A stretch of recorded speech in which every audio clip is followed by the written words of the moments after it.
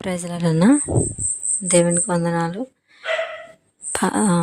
మీకు శ్రావణి సిస్టర్కి నా ప్రత్యేకమైన వందనాలు. నా సాక్ష్యం ఏంటంటే, నేను డిసెంబర్లో మీ గ్రూప్లో జాయిన్ అయ్యానన్నా.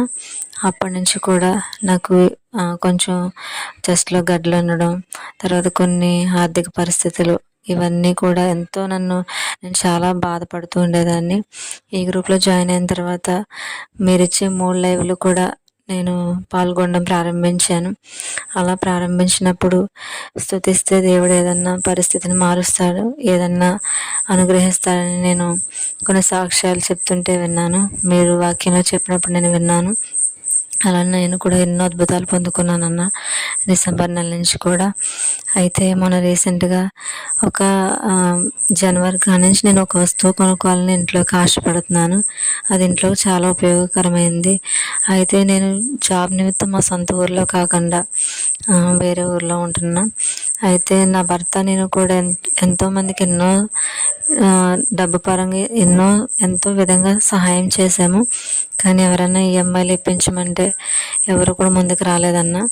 కానీ యేసయ్యకి అసాధ్యమైనది ఏమీ లేదు, ఎలా అన్నా ఇస్తారు అనే ఒక ఆశతో నేను యేసయ్య ఇచ్చినందుకు వందనాలు తండ్రి అని రోజు స్తుతించడం అలాగా నేను అలవాటు చేసుకున్నాను.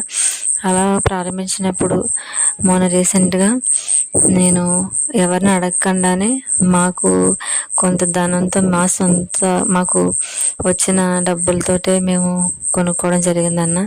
నిజంగా దేవునికి వందనాలన్న. తర్వాత ఇంకో విషయం ఏంటంటే, మా వారింట్లోకి అని చెప్పి ఒక 1000 రూపీస్ నా చేతికి ఇచ్చారు, ఇంట్లో కిరాణా సామాన్లు కొనుక్కోమని. అయితే నేను అవి డబ్బులు ఎక్కడ పెట్టానో ఆ రోజు ఇచ్చినప్పుడు గుర్తులేక మరుసటి రోజు నేను తెచ్చుకోలేదు. సరుకులు తెచ్చుకోకపోతే నేనే తీసుకొస్తాను ఇవ్వమ్మా నా డబ్బులు మళ్ళీ అడిగారు. అడిగితే అవి నేను ఎక్కడ పెట్టానో మర్చిపోతే తన డ్యూటీకి తను వెళ్ళిపోయారు.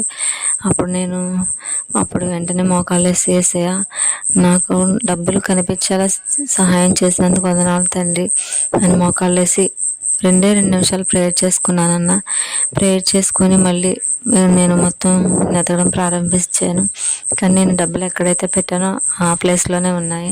నిజంగా ఆ 1000 రూపీస్ అప్పుడు పరిస్థితిలో చాలా అవసరం. అయితే నిజంగా దేవుడు ఈ 2 అద్భుతాలు నా జీవితంలో చేశారన్న. ఇవే కాదు, ఇంకా ఎన్నో అద్భుతాలు.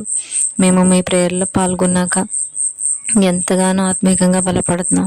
వస్తువులు కొనుక్కుంటున్నామని అప్పులు తీరిపోతున్నాయని, అనారోగ్యాలు తీరిపోతున్నాయని కాదు, కానీ ఇలా మీలా ఆత్మీయంగా నడిపించే ఒక మంచి దైవజనులు దొరకడం మా అదృష్టం అన్న. నిజంగా దేవునికి ఏమి ఇచ్చినా రుణం తీర్చుకోలేము. మీరు ఒక ముందుండి నడిపిస్తున్నారు, అందరిని బట్టి వందనాలన్న. మా కొరకు ఇంకా ప్రేయర్ చేయండి. ఈ చిన్న సాక్ష్యం దేవుడు దీవించును గాక. ఆమేన్.